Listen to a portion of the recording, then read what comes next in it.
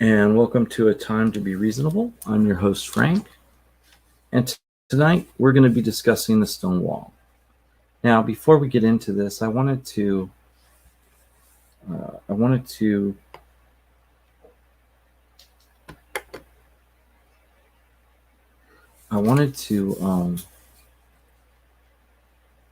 actually discuss just a few things. It's kind of a disclaimer.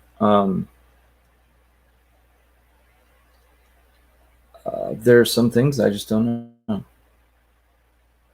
Some information I'm unaware of. Some I don't know if terms are outdated. I don't know if there's ways to say something that are different. I did not have any consultants on this show. I went on the internet, found the most up-to-date information to discuss this, to celebrate Pride in the best way that I know how. And I am I'm not, I have some friends that are very active in the community and understand, and I just want to make it very clear that at no point do I mean to disparage anybody by the statements that I make. So if the statements that I make or the verbiage that I use is out of gender or is mistaken, that there's other words for that. If any of that offends you, I just want to explain that tonight I am coming from a place of love and inclusion, and I hope that everybody feels included in this discussion. I know that, of course, a lot of times Pride is thought of as parades that everybody gets to go to for a month, and it's not really thought of as to exactly where that comes from. So I wanted to discuss that tonight. And I understand that there's probably a lot of folks that are very aware of where this comes from, and this is a very rudimentary look at that. But it's also one of those things where, as we look at it, we can celebrate it and as to where we've gone. Now, I know that there's some people that right off the bat are going to think that I shouldn't use the term we. But let me make it clear, those people are wrong.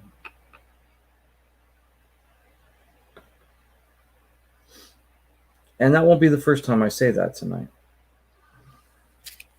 So that everybody understands, and so that is very clear.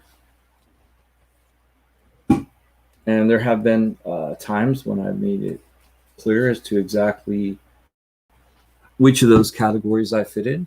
And it's not really pertinent to the discussion, but just understand that I am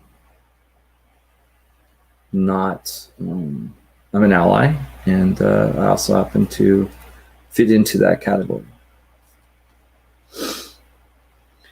All right. So we're going to start a little bit of an odd non sequitur.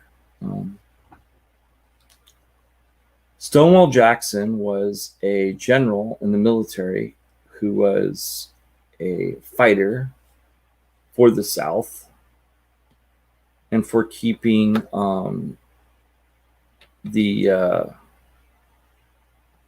for separating the Union so that way they could have states' rights. We all know what that means is so that they were in support of slavery. So it's a very opposite ideal of the Stonewall that we're going to talk about tonight. The Stonewall, which, and I know this is terrible, but I'm honestly not. I'm going to check where it was, because I don't want to get that wrong.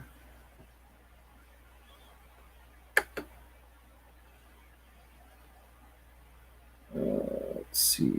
Yeah, it's in Greenwich Village. So it was in New York. That's what I thought. But I wanted to check because I would like to be accurate. Now, I don't know if I'm speaking too softly.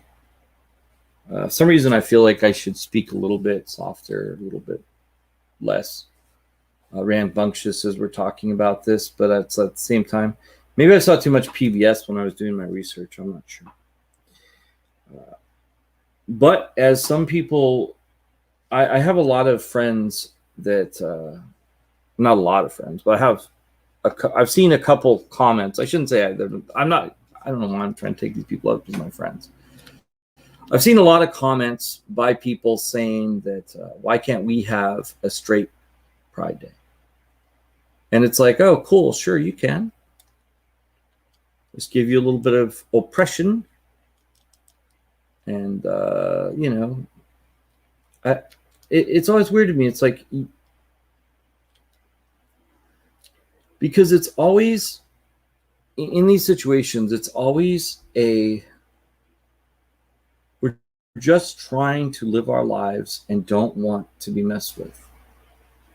Which is one of the reasons we're talking about this, because that is a very libertarian way of seeing things. And as a member of the party, and as I've said before, I don't know if I'm libertarian. I know I'm a member of the Libertarian Party, but I don't know if I'm libertarian. I know, I saw myself as objectivist, but some of the things objectivists tend to say I tend to disagree with, and a lot of the things the party tends to say I tend to disagree with. But I'm not leaving the party, so there's that. I'm not leaving the party anytime soon, so I'm going to be here. I'm going to push my beliefs in the party, and so that's just the way it is. But I'm not talking about the Stonewall from a libertarian perspective. I'm talking about it from my perspective. Everything that I'm going to do on this show is going to be from my perspective. It's going to be from my thoughts and my interpretations of logic and reason, and not necessarily what everybody says this is what we believe. Because I'm an individual, and that's like one of the most important things in the libertarian movement. So of course, I have a different way of seeing things. I don't go by what the collective thinks. I go by what I think. So in situations back in the day, it was illegal. It was illegal in the United States to engage in sodomy or acts of sexual deviancy, which could be up into which could be a number of things, including wearing women's clothing, dancing with the same sex,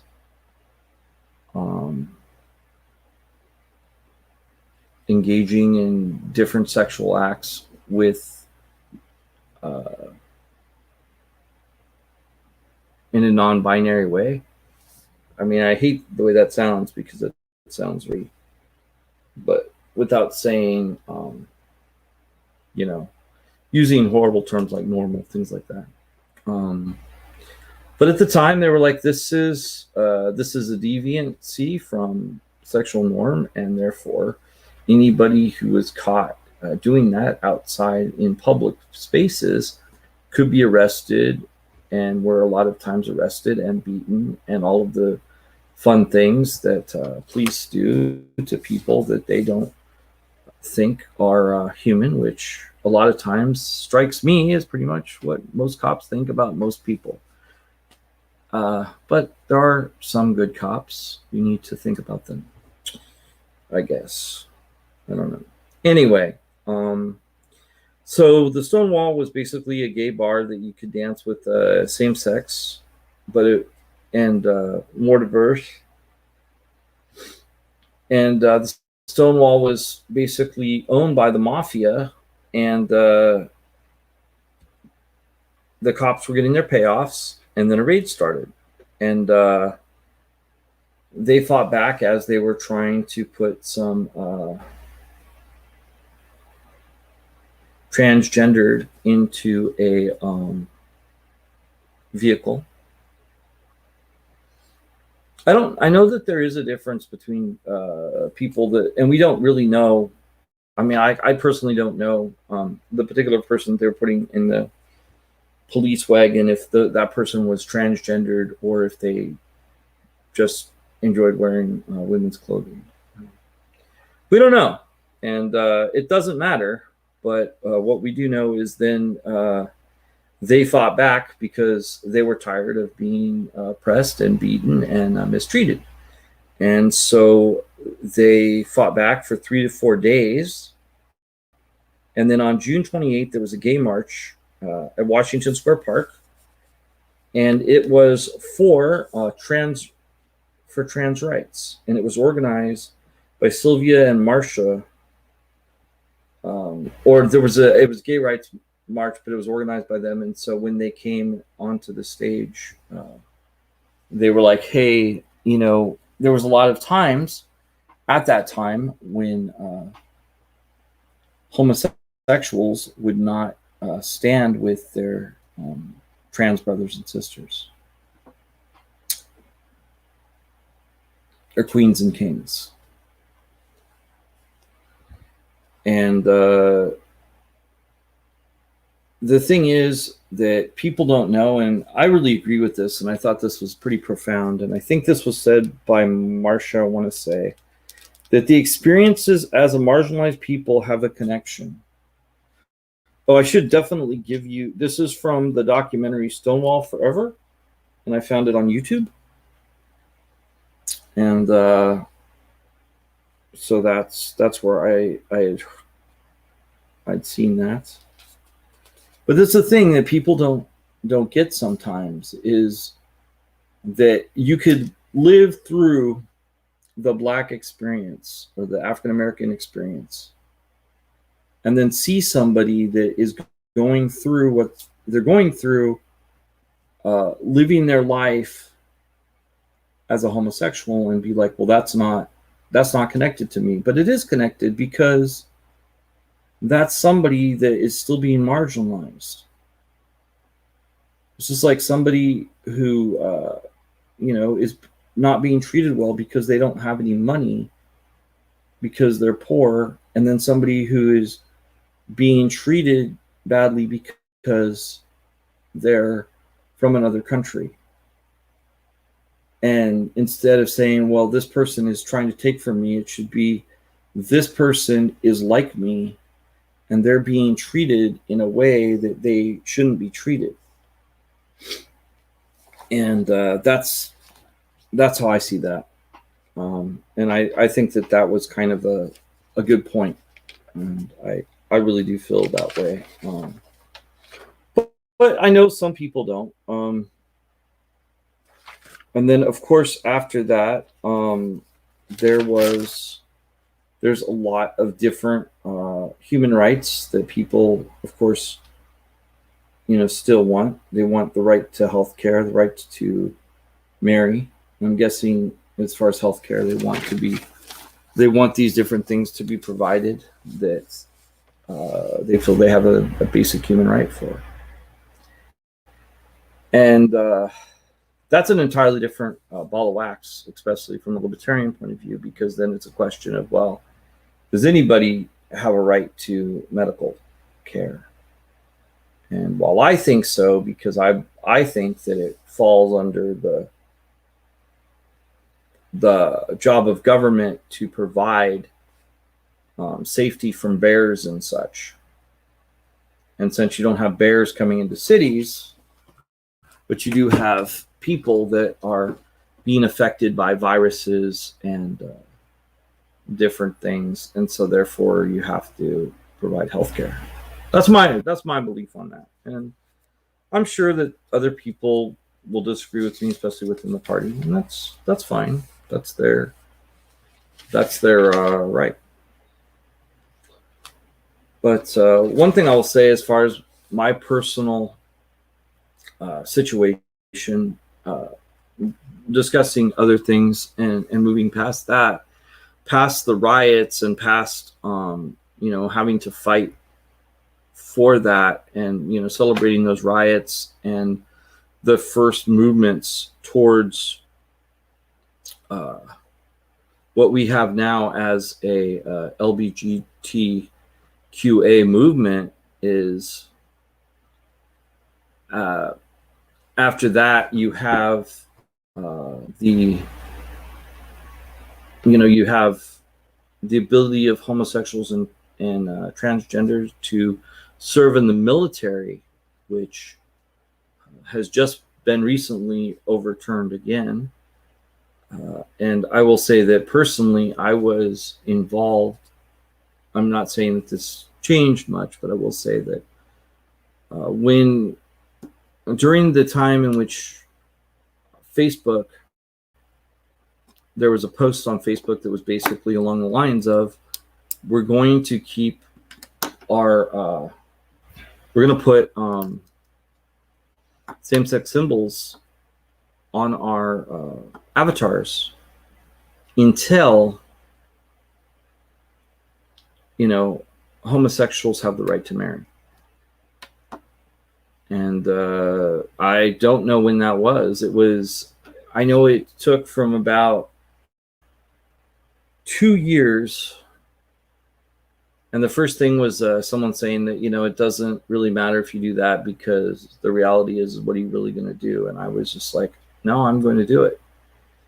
And so I had, for a very long time, my avatar had a same-sex symbol on it for the entirety until they finally allowed homosexuals to marry. And I don't know, that's not much, but it just struck me as something I wanted to, I guess, let people know that I was in support of that. I was in a very interesting position when I was younger. I'm a member of the Church of Jesus Christ of Latter-day Saints, and there was a very strong movement, and the prophet even made a speech about how we have to support a proposition to, I think it was the Night Bill or Prop 8. It was Prop 8 in California. And there was a lot of, we need to go and do this. This is really important. And I was like, but, there was even points where it's like, instead of going and reading things in the church, we're just going to keep, doing this. And it felt very awkward. And I had friends. And I was like, why? And there's so many issues with that. Like, why would a loving God put that there and then be like, but you may feel this connection, you may feel you are biologically this way, but in order to be a better person, you have to not be that way, not feel love. Why would a good God do that to somebody? Why? would he say you have to live separate from everybody else? You have to live in pain. You have to be something you're not until the day you die. And I left the church until they kind of stopped doing that. And actually, for a while, I left the church because of that, because that was heart-wrenching to me. I did not support it. I did not make calls. I did not support that. I thought that it was wrong. And so I was glad when homosexuals could finally marry. I had some great friends that, you know, they've had some they've been very happily married. I have some friends that, you know, definitely fit within this category, and they have different relationships, and they still can't get married. And I don't understand why. If 2 adults can get married, why can't 3 adults get married? 4 adults get married. If they're all consenting adults and they all decided to be in a relationship, why can't they get married? And I know that one of the answers by the party is that maybe the state shouldn't be involved in marriage. And that makes sense to me. But that doesn't mean that people should lose their relationship. They shouldn't lose access and connection because of that. But they definitely should have the ability to, you know, have access to their spouses, and that could be done through contracts, through contract law, as opposed to some kind of a marriage law. And this would be for everybody. This wouldn't be a situation where, you know, only homosexuals could have domestic partnerships or something like that. This would be a situation where the state wasn't dictating a marriage thing. That wouldn't be a thing that the state would do. As far as all the connective tissues, those would be all set differently. And like, you look at family law is really interesting because there's so many cases where, you know, things get messy because of all these different rules and regulations and how things are supposed to be figured out. And that's all supposed to be determined by the state. And that gets kind of messy. And I'm not going to say, I don't want to say that the state doesn't, I don't know. Like, I don't exactly think the state is great at figuring out where kids should go, especially like you look at the situation of the border. That's not great, obviously. But I think that this is a situation where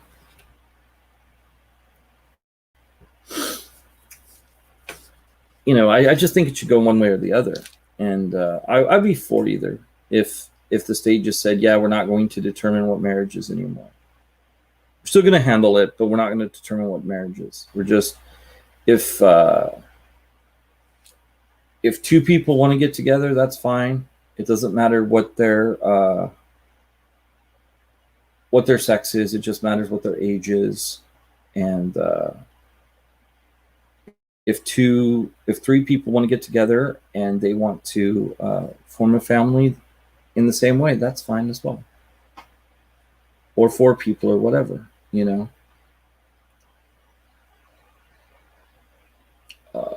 As long as everybody's happy, what's the problem?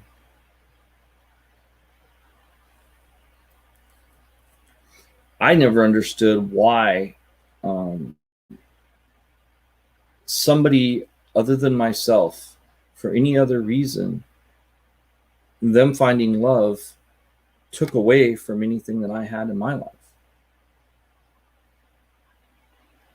I just guess I don't feel that way. I mean, just because somebody is living their life in the same way I'm living my life, if it's a little bit different, it's not taking away from me. I just don't understand why that's always been a thought or a way that people see it. It's like, well, you're cheapening what we have, because what we have is sacred and what you have is not sacred. And I can't tell you why. I'll just say that it's not sacred, because in my brain it's not sacred. But I think, quite frankly, that that's not up to somebody else to decide. And I think a lot of libertarians actually agree with me on a lot of what I've said today. And, you know, don't believe in the regulation of sexual preference, or, you know, it's no one's business as to what type of things you want to do behind closed doors with consenting adults. Just isn't. As long as you're not hurting people. I mean, to a certain point, I mean, you know, people enjoy that as well. And that's fine. And mind you, I'm not putting all those categories together. If you feel that you have to separate those categories in your mind, if that's something that you must do, I don't mean to take that away from you, to say that this is the same as that. I just mean to say that everybody has who they are, how they're built, and what they're into. And more power to them.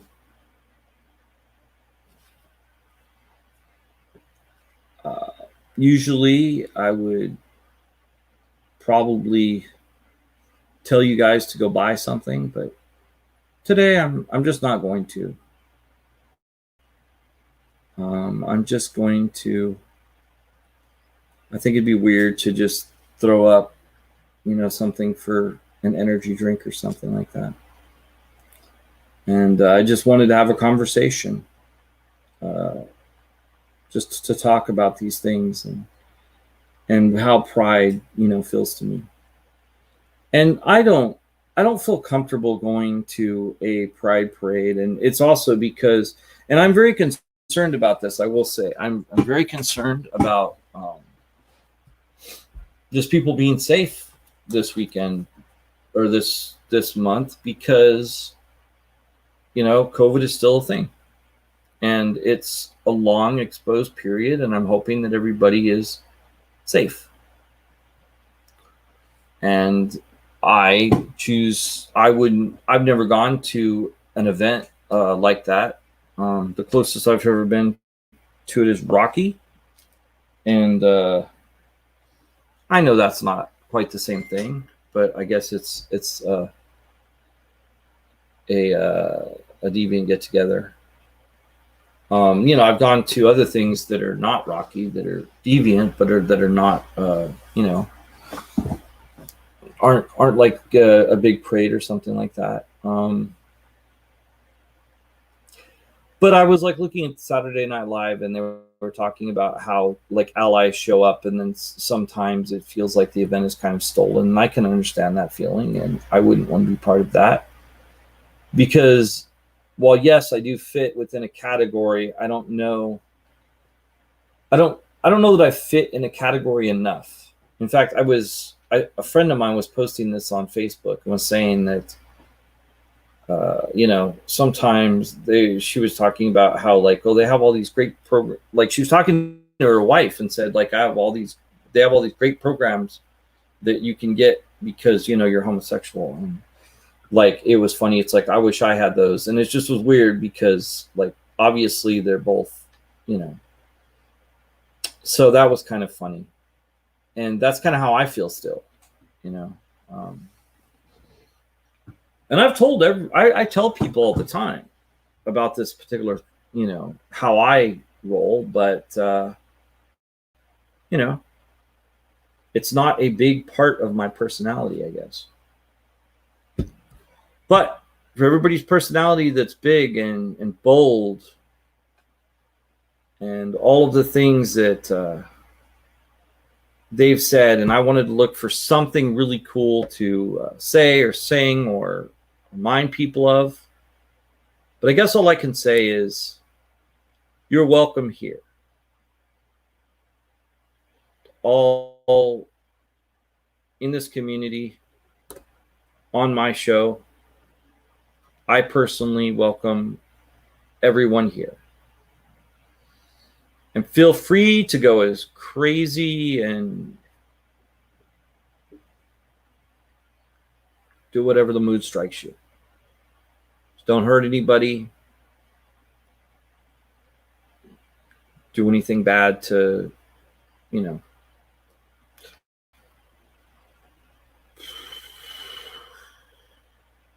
as long as you are with consenting adults doing fun, crazy things, keep that going on. Thanks for tuning in. Next week, I'm going to be, I think I'll probably have a guest on, and I'll be talking about what I know about the misses and some of their thinking and my thoughts on it. And I'm going to try not to color it or misinterpret it. But goodbye.